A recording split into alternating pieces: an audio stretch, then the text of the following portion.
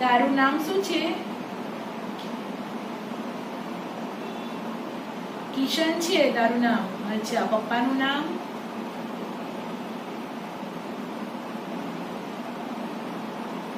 મનોજભાઈ. Very good. Okay.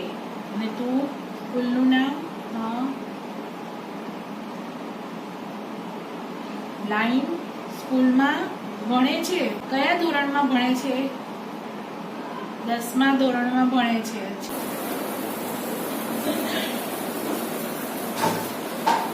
મારું નામ ચૈતાલી પટેલ છે. હું અંધજન મંડળ વસ્ત્રાપુરમાં ડેફલાઇન યુનિટમાં એઝ એ સ્પેશિયલ એજ્યુકેટર છું. અને હું ખાસ કરીને આપ સમક્ષ જણાવવા માંગુ છું કે જે નોન વર્બલ બાળકો અને વ્યક્તિઓ હોય છે એ લોકો સાઇન લેંગ્વેજ દ્વારા કમ્યુનિકેશન કરે છે એકબીજા સાથે. અને સાઇન લેંગ્વેજ એ અમે લોકો એમને રિયલ ઓબ્જેક્ટ સાથે કનેક્ટ કરી અને સાઇન લેંગ્વેજ અમે એમને શીખવીએ છીએ. એટલે એ લોકો આસાનીથી એમની પોતાની જરૂરિયાત દર્શાવી શકે અને જ્યાં આપણે બીજી કોઈ જગ્યાએ જઈએ છીએ ત્યાં સાઇન લેંગ્વેજ હોય અથવા કોઈ સામે વ્યક્તિ કંઈ પણ ઈશારાથી એમને કહે તો એ લોકો આસાનીથી શીખી શકે.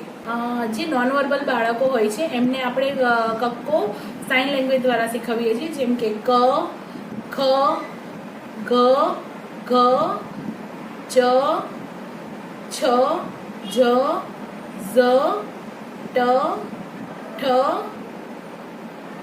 ડ, ઢ, અણ, ત, થ, દ, ધ, ન, પ, ફ, બ, ભ, મ, ય, ર, લ, વ, શ, ષષ્ઠકોણનો સ, સગડીનો શ, હ, અળ, ક્ષ, અજ્ઞ. ઇંગ્લિશ આલ્ફાબેટની પણ આપણે સાઇન લેંગ્વેજ જોઈશું, જેમ કે A, B, C, D, E, F, G, H, I, J, K, L, M, N, O, P, Q, R, S, T,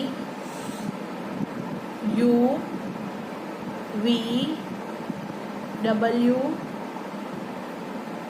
x, Y, Z.